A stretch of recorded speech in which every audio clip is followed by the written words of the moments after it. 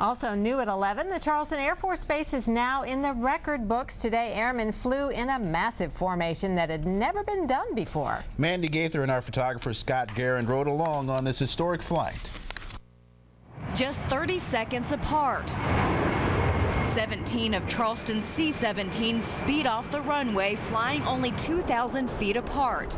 It's not something everybody sees every day, so hopefully Charleston got a treat by seeing us do the flyby. From above, you're not only witnessing an amazing sight in the air and over the new Ravenel Bridge, but also history.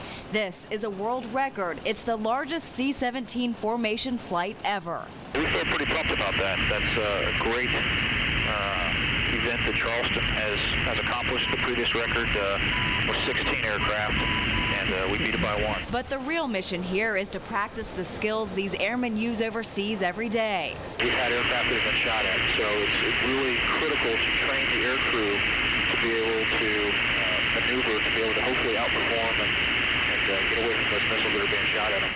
Right now, we're only about 500 feet above Virginia. The pilots are practicing flying from this altitude because at this level, enemies can't see their plane as easily, so it makes them much more safe. Instead of just being sitting ducks, actually have something to be able to do, some type of tactic to avoid that missile. And even when the enemy is around, Team Charleston must still do their jobs. Here they drop a training bundle onto North Airfield in Orangeburg County.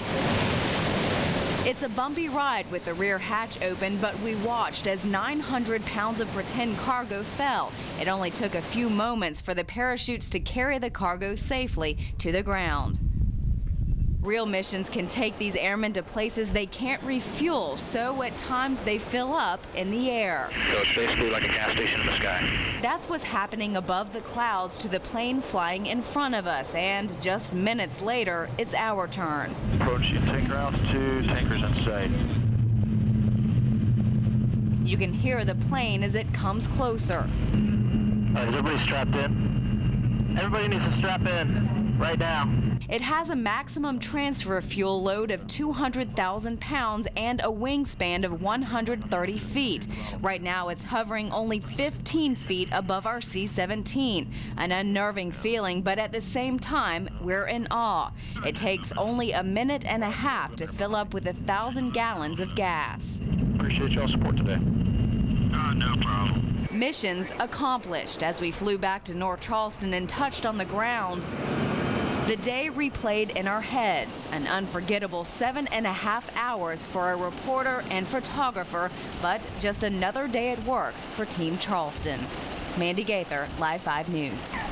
Now we want to show you a picture of our photojournalist Scott Guerin. You can see he was strapped in while he was taking video out of the back of the plane, and as a matter of fact, they said he had a helmet on. In the event he was pulled out of the plane, he would bang up against the C-17, but that was to protect him. He said he was more worried about the camera. That's bravery for you. Yeah. Take a look, Scott. Almost half of the war supplies that go out to Iraq and Afghanistan get there on the C-17s that fly from Charleston's Air Force Base. Now, our very own Bill Walsh is not only a meteorologist, he's also a major in the Air Force Reserves, and he was on a different plane today than Mandy was. Bill, how do they use this stuff in everyday life? They use it every day. They really do use it every day. It's called an air land or an air bridge, and sort of like a bridge when you don't have a bridge, to fly things into places like Afghanistan and Iraq and all over the world, really. And it's just an amazing venture. I was proud to be with Jay Pittman and Mark Poole and Charlie Richardson and the gang. We were number 3 airplane. And what did you see? Well, it was really just a great drill of getting vital supplies to anywhere in the world, supporting the Army, supporting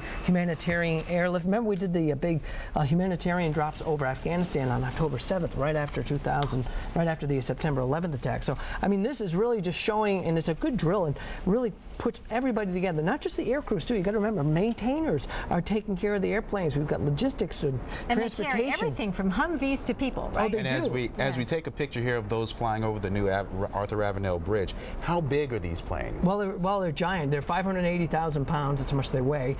They're amazing tactical airlifter. They can also take that kind of weight and stop within about 3,000 feet and even back up on the runway. So it's amazing how close they get together, especially in the refueling effort with all that fuel, and they're so close together. It seems so dangerous, but they accomplish it just so easily. You know what kills me, and being a part of this, I'm just proud to be a part of this whole wing and Team Charleston, the 437th and 315th. But just when you talk to these folks that do it every day, you know, you might run into them in a buy-low, you might see them over at the Walmart, but they just do this. I mean, there's just heroes, I think. They particularly are these in folks and that out are of war zones, putting themselves in harm's way on like a that, men regular and women basis. all over the world. Just right. glancing at it, it looks like you could drive a tractor trailer up the back of that ramp there. And we've done that, and Practically Humvees, can. and pretty much anything that we can move. And we Awesome. want to add this as an addendum before today. The largest C-17 formation consisting of aircraft and air crew from a single base was 15 aircraft, and that was from McChord Air Force Base near Seattle, Washington.